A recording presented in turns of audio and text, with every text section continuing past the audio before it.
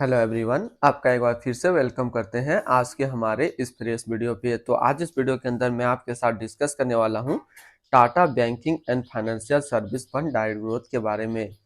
इसमें मैं आपसे डिस्कस करूंगा कि ये जो म्यूचुअल फंड है इसने पिछले 1 साल, 3 साल, 5 साल या फिर एनुअल रिटर्न क्या दिया है, आज के डेट में इसका एक एनएवी का प्राइस क्या है, ये कितने स्टार रेटिंग म्यूचुअल फंड है, इसमें आप मिनिमम एसआईपी अमाउंट क्या लगा सकते हैं और इसका फंड साइज क्या है।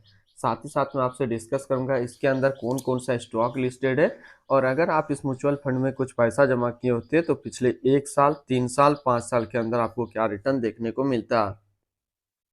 और लास्ट में मैं आपसे डिस्कस करूंगा कि क्या हमें Tata banking and financial service fund direct growth के अंदर इन्वेस्टमेंट करना चाहिए या फिर नहीं करना चाहिए। अगर आपने ऑलरेडी इन्वेस्ट कर लिया है तो फिर क्या आप अपना एसआईपी या फिर लमसम को कंटिन्यू रखेंगे या फिर इससे अपना पैसा निकाल लेंगे। तो सबसे पहले इसकी 1 साल के रिटर्न के ऊपर बात करते हैं। तो 1 साल में 27.66% का रिटर्न है। बात करते हैं इसकी हम लोग 3 साल के रिटर्न के ऊपर में, तो 3 साल में जो रिटर्न है वो 18.02% का रिटर्न है।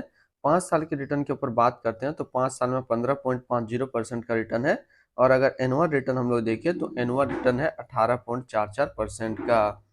अब हम लोग एनएबी देखते हैं। आज के डेट में इसका एक एनएबी का प्राइस है 41 रुपया 11 पैसा। रेटिंग की बात करते हैं तो ये एक 4 स्टार रेटिंग म्यूचुअल फंड है। इसमें आप मिनिमम एसआईपी अमाउंट 100 रुपये का लगा सकते हैं और इसका फंड साइज है 1943 करोड़ का। अगर आपने अभी तक आप स्टॉक में अपना अकाउंट ओपन नहीं किया और करना चाहते हैं तो इस वीडियो के डिस्क्रिप्शन में मैंने अपना रेफरल लिंक दिया है। अगर आप मेरे रेफरल लिंक से ज्वाइन करेंगे तो फिर आपको 500 से लेकर के 1000 रुपये का कैश बोनस देखने को मिलेगा और इसके साथ साथ आपको अकाउंट मेंटेनेंस का कोई भी चार्ज नहीं लगेगा और ना ही अकाउंट ओपनिंग का। अब अगर बात करते हैं इस म्यूचुअल फंड के अंदर आप मंथली 5000 रुपये पर मंथ सेविंग करते तो 1 साल में आपका पैसा जमा होता है 60 हजार, आपको मिलता है 65,584 रुपया। 3 साल की बात करते हैं तो 3 साल में आपका पैसा जमा होता है 1,80,000, आपको मिलता है 2,37,977 रुपया। 5 साल की बात करते हैं तो 5 साल में आपका पैसा जमा होता है 3 लाख, आपको मिलता है 4,79,269 रुपया। अब अगर बात करते हैं इस म्यूचुअल फंड के अंदर आप एक बार में 1 लाख रुपये का लमसम किए होते तो 1 साल में आपका 1 लाख रुपया 1,27,660 रुपया होता। 3 साल में आपका 1 लाख रुपया 1,64,387 रुपया होता। और बात करें हम लोग 5 साल में तो 5 साल में आपका 1 लाख रुपया 2,05,546 रुपया होता। होल्डिंग की बात करते हैं तो इसके अंदर जो टोटल स्टॉक लिस्टेड है वो टोटल 34 स्टॉक लिस्टेड है।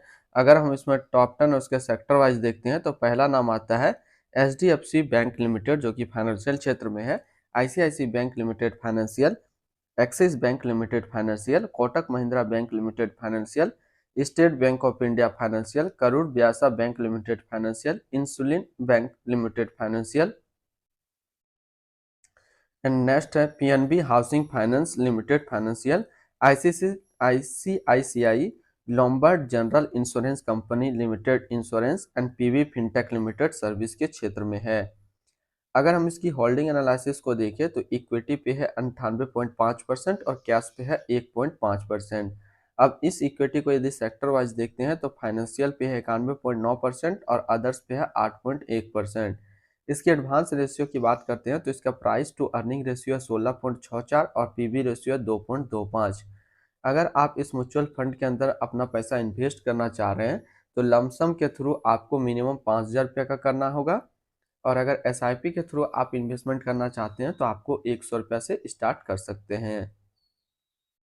अब हम यहाँ पे रिटर्न एंड रैंकिंग के ऊपर बात करते हैं और यहीं पे आपको समझ में आएगा कि क्या हमें इस म्यूचुअल फंड के अंदर इन्वेस्ट करना चाहिए या फिर नहीं करना चाहिए। तो सबसे पहले हम लोग बात कर लेते हैं Tata banking and financial service का जो फंड रिटर्न है वो 1 साल में 27.7 का है, 3 साल में 18 का है, 5 साल में 15.5 का है और एनुअल 18.4 का है। वहीं पे इस कैटेगरी का जो एवरेज रिटर्न रहता है वो 1 साल में 26.3 का है, 3 साल में 18.9 का, 5 साल में 13.4 का। तो यहाँ से देखा जाए तो ये म्यूचुअल फंड 1 साल में अपना कैटेगरी एवरेज से ज़्यादा रिटर्न निकाल करके देता है। 3 साल में थोड़ा सा डाउन हो जा रहा है लेकिन 5 साल में फिर ये अप हो जा रहा है। तो अगर आप एक फाइनेंशियल कैटेगरी में देख रहे हैं तो ये म्यूचुअल फंड आपके लिए सही है। अगर आपने ऑलरेडी अपना एसआईपी या फिर लमसम किया हुआ है तो उसको कंटिन्यू रखेंगे। अगर इससे ज़्यादा आपको रिटर्न चाहिए इसी तरीके का फंड में तो वो मैं आपको यहाँ पे दिखाता हूँ।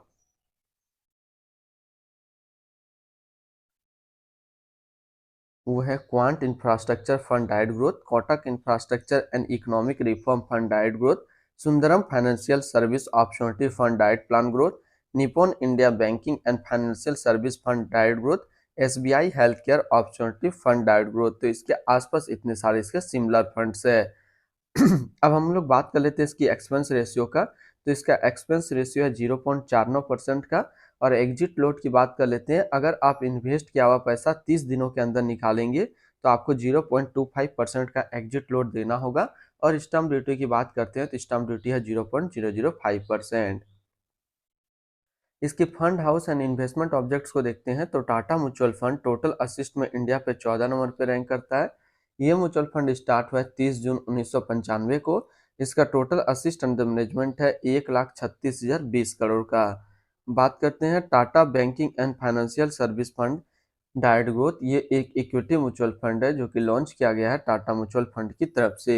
ये म्यूचुअल फंड स्टार्ट हुआ है 30 जून 1995 को। प्रदीप गोखले, सोनम उदासी अभी इसका करंट फंड मैनेजर है। इस फंड का करेंटली असिस्ट अंडर मैनेजमेंट है 1,36,020 करोड़ का और लेटेस्ट रन भी है 41 रुपया 11 पैसा। बात करते हैं Tata banking and financial service fund diet growth. ये एक काफी हाई रिस्क म्यूचुअल फंड है। इसमें मिनिमम एसआईपी अमाउंट 100 रुपया का सेट किया गया है और मिनिमम लमसम 5,000 रुपया का सेट किया गया है। अगर आप इन्वेस्ट किया हुआ पैसा 30 दिनों के अंदर निकालेंगे तो आपको 0.25% का यहाँ पे एग्जिट लोड देना होगा। तो आज इस वीडियो के अंदर मैंने आपके साथ डिस्कस किया Tata banking and financial service fund के बारे में। फिर मिलते हैं हम लोग नेक्स्ट को इस तरीके का वीडियो की अच्छी जानकारी को लेकर के।